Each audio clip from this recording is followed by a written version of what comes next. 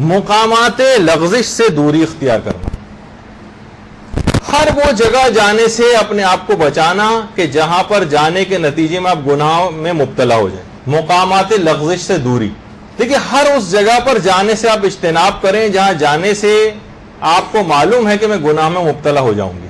دیکھیے ایک شعر ہے جو کہ ہمارے ایک صدر گزرے ہیں غلام اسحاق خان، انہوں نے بھی اپنے تقریر میں ایک دفعہ پڑھا تھا، ٹی وی پہ ایک دفعہ ان کی تقریر آئی تھی.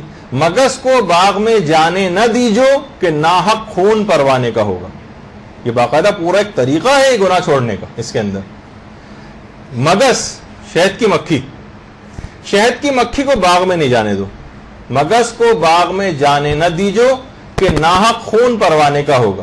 شہد کی مکھی کو باغ میں نہیں جانے دو، کیونکہ اگر شہد کی مکھی باغ میں چلی گئی تو پروانے سب مر جائیں گے. بھائی اس کا کیا تعلق ہے؟ کیونکہ دیکھیے جب شہد کی مکھی باغ میں جائے گی تو پھولوں میں بیٹھے گی، پھولوں میں بیٹھے گی تو اس کا رس چوسے گی، رس چوسے گی تو اس سے شہد بنے گا، شہد بنے گا تو اس سے موم بنے گی، موم سے موم بتی بنے گی، موم بتی جب جلائی جائے گی تو سارے پروانے آئیں گے، جل کے مر جائیں گے. پروانوں کو جلنے سے بچانا تو شہد کی مکھی کو باغ میں نہیں جانے دیجیے. یعنی پہلے مرحلے پر ہی گناہ کو روک دو. دیکھیے بہت سے عارفانہ شاعری ہوتی ہے، ہم بعض اوقات اس کو کسی دوسرے پیرا میں پڑھ رہے ہوتے ہیں.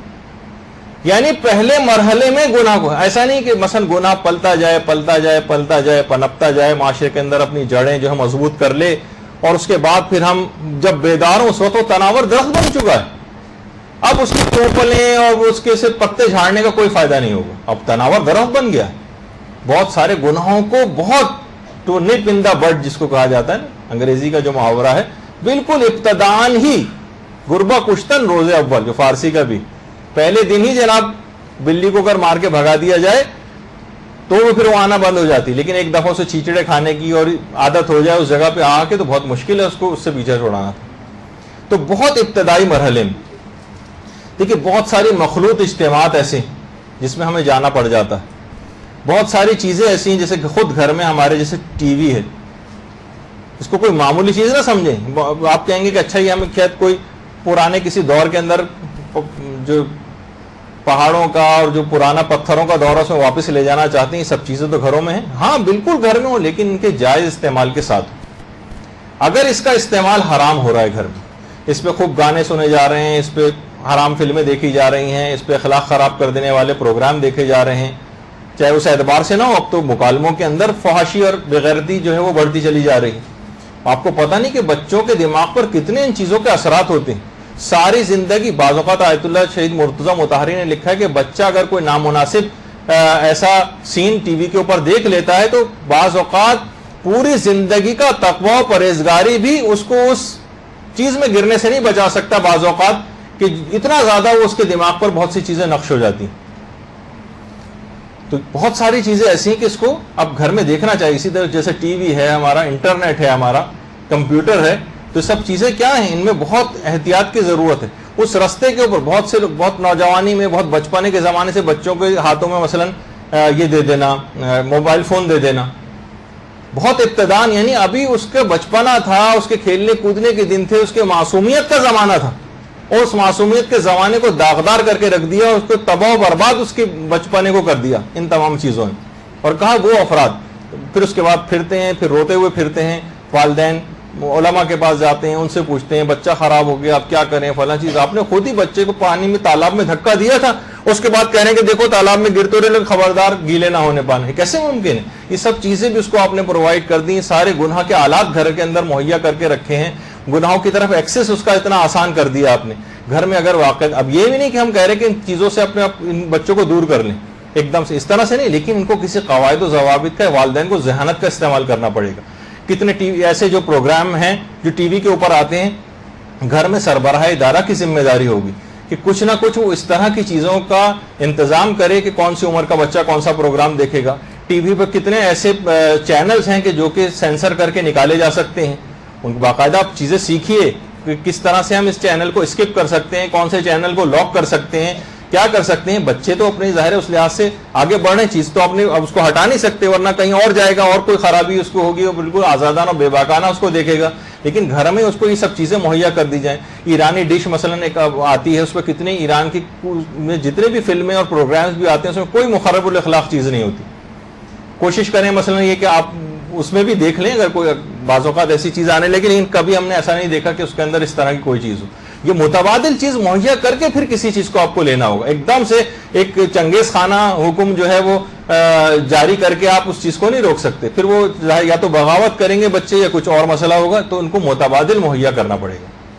متبادل تو اس متبادل کو مہیا کرنے کے نتیجے میں اسی طریقے سے اچھا ٹی وی پہ کون سی عمر کا بچہ کون سا پروگرام دیکھے گا کون سا نہیں دیکھے گا, یہ آپ کو طے کرنا پڑے, سربراہ ادارہ کو گھر کو طے کرنا پڑے گا کہ کون سی عمر کا بچہ کون سا پروگرام دیکھے گا کون سا نہیں, کون سے چینل نکالنے ہیں, کون سے کیا کرنے ہیں.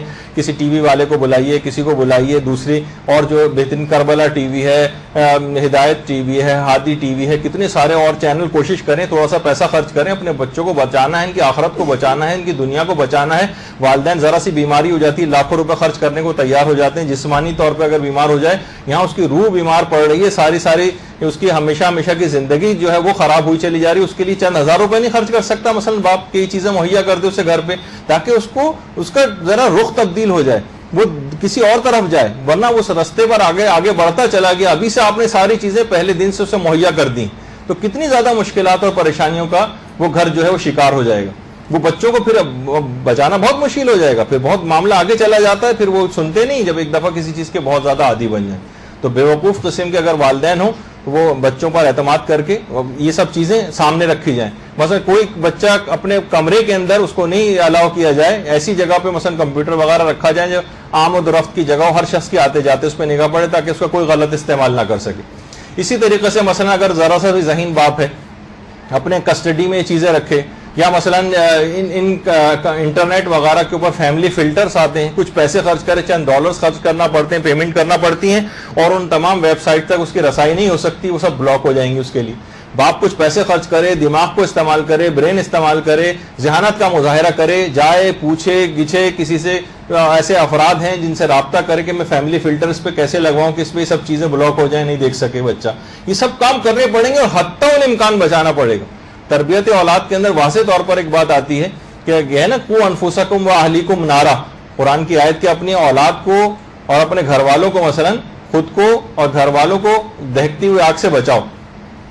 تو آگ سے کیسے بچایا جاتا ہے؟ مثلا اگر بچہ ناسمجھ بچہ 2 سال کا آگ کی طرف جا رہا ہے اور ہمیں معلوم ہے کہ اس کے اندر جل کے مر جائے گا, تو ہم صرف یہ آرام سے کہیں گے دیکھو بیٹا مت جاؤ آگ کی طرف, اور وہ پھر بھی چلتا ہو جا رہا ہے, پھر بھی وہ صرف ہلکے پھلکے طریقے سے کہیں نہیں, آپ اٹھیں گی, بھاگتی ہوئی جائیں گی, چیخیں گی, چلائیں گی, لوگوں کو مدد کے لیے بلائیں گی. یہ سب چیزیں آپ کو کرنا پڑیں گی, پھر کہیں جا کے آپ اس بچے کو اس آگ سے بچا سکیں گے. تو یہ بھی جہنم کی ایک آگ ہے دہکتی ہوئی, جو ان تمام ان چیزوں ان کی برزخی شکل بنے گی.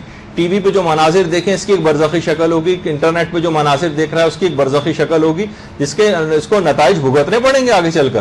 یہ بچہ ابھی سے خراب ہو رہا ہے, اس کی معصومیت تباہ و برباد ہوئی چلی جا رہی ہے. تو ان چیزوں کو والدین کو فقط یہ نہیں کہ بیٹا مت کرو, مت بیٹھو, اٹھ جاؤ, بہت دیر ہو گئی فلاں, اس سے کام نہیں چلے گا. اقدامات کریں, آگے بڑھیں, کس طرح سے مشورہ کریں, علماء کے پاس جائیں, کچھ اور افراد سے مشورہ کریں, میں اس کو کیسے اس چیز سے چھڑاؤں, کون سی ایسی متبادل چیزیں مہیا کروں جس سے بچہ جو ہے وہ کسی بھی اس کا بھی شکار نہ ہو احساس کمتری کا کہ سب بچوں کے پاس ہے اس کے پاس نہیں ہے, لیکن کسی ضابطے کے تحت تو لے کر آئیے اس کو. یہ ایک بہت اہم ترین مسئلہ ہے. دیکھیے ایک زمانہ تھا, یہ دیکھیے کہ جیسے ابھی ہم گفتگو کر رہے تھے کہ مگس کو باغ میں جانے نہ دیجو کہ نہا خون پروانے کا ہوگا, کہ شہد کی مکھی کو باغ میں نہیں جانے دینا, کیونکہ پہلے مرحلے پر ہی اس کو روک دیں گناہ کو.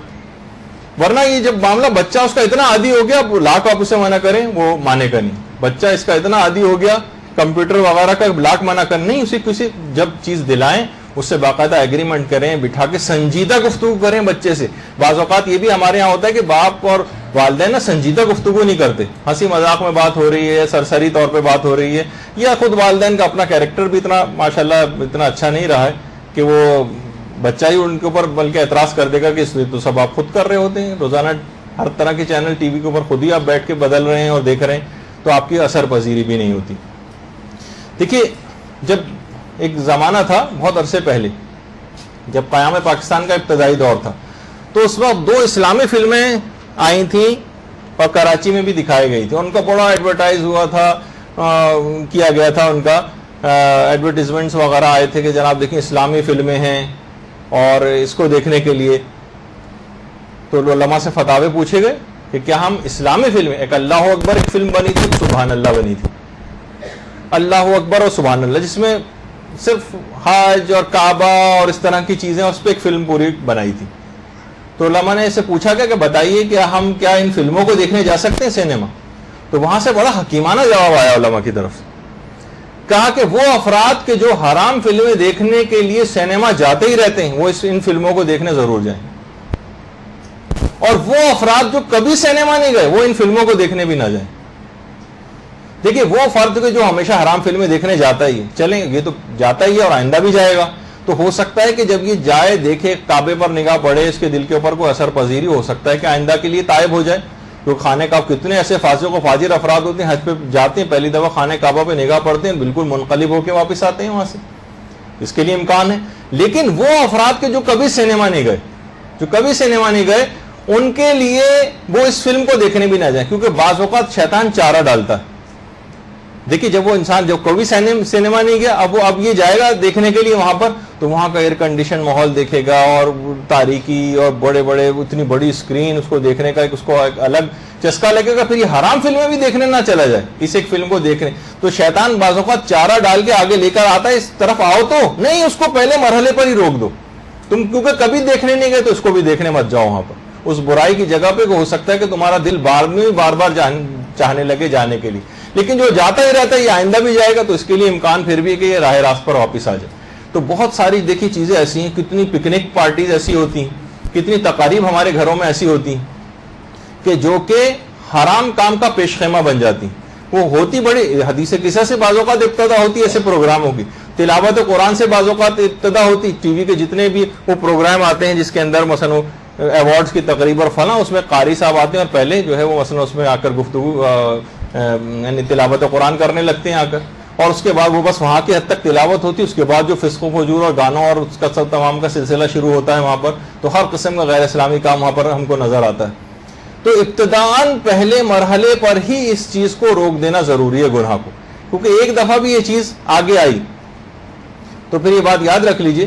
جب بھی کہا جاتا ہے بہت سی اس کے اندر بھی آیا کہ بازاروں میں انسان آمد و رفت اپنی کم کرے. بہت سے پرانے فقہاء نے تو اپنی کتابوں میں لکھا بھی ہے کہ بازاروں میں سب سے آخر میں جانا اور سب سے پہلے باہر آنا مستحب، کیونکہ بازار وہ جگہ ہے، روایتوں میں آیا کہ جہاں شیطان صبح سے ہی اپنی کرسی کو گاڑ دیتا ہے، اپنے جھنڈے کو لگا دیتا ہے اور وہاں پر آ کر براجمان ہو کر بیٹھ جاتا ہے. اور اس کے بعد پھر بازاروں کے اندر کتنا جھوٹ بولا جاتا ہے، کتنا دھوکہ دیا جاتا ہے، کتنا فراڈ ہوتا ہے وہاں پر، کتنی فسق و فجور والی بازاروں کے اندر چیزیں ہوتی ہیں. تو کہا گیا کہ تم کم سے کم ان جگہوں کے اوپر جاؤ کہ جہاں پر تمہیں کسی حرام کام میں مبتلا ہونا پڑے. بہت سی چیزیں دیکھیے ہو سکتا ہے بہت نامانوس سی آپ کو لگ رہی ہیں کہ کاموں کے سلسلے میں جانا تو پڑتا ہے، تو منع نہیں کر رہے جانے سے، لیکن اپنے پردے کا اہتمام کرتے ہوئے، فسق و فجور سے بچتے ہوئے، اپنی نگاہوں کی حفاظت کرتے ہوئے، اپنی زبان کو کنٹرول کرتے ہوئے، اور ان جگہوں پہ جائیں، اپنا مخصوص کام کریں. ونڈو شاپنگ نہیں کہ بس گھنٹوں بازاروں کے اندر نکلے ہوئے اور گھنٹوں کے بعد واپس آ رہے ہیں، ضرورت کی چیز نہیں اور واپس آئیں. اگر اپنے آپ کو روحانیت کو بچانا ہے اور اگر روحانیت کو تباہ و برباد کرنا ہے تو تمام طریقے آپ خود بخود آ ہی رہے ہیں اس کے اندر، وہ بھی سیکھتی جائیے آپ کہ کن کن چیزوں سے روحانیت تباہ و برباد ہوگی.